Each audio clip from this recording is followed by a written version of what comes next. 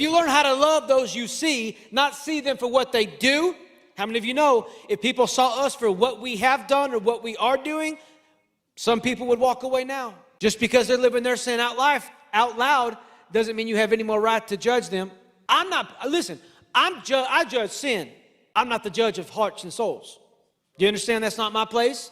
And you may not know this, but that's not yours either. So when we have compassion, I use this example all the time. It is the greatest display of compassion, in my personal opinion, is when Jesus looked down from the cross.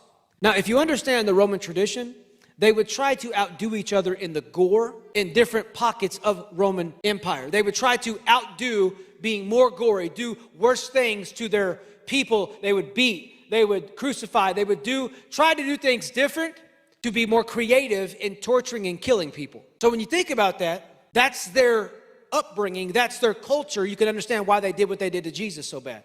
Somebody who was going to make an uprising in their house, they were going to make an example of.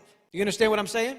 So, that being said, after he went through all of that, Jesus got on the cross and looked down at the people that put him up there.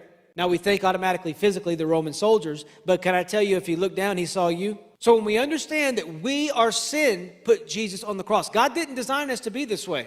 He designed us, get ready, to be naked and unashamed. Thank God, right? Oh yes, Lord, thank you. But he didn't design us to be where we are today.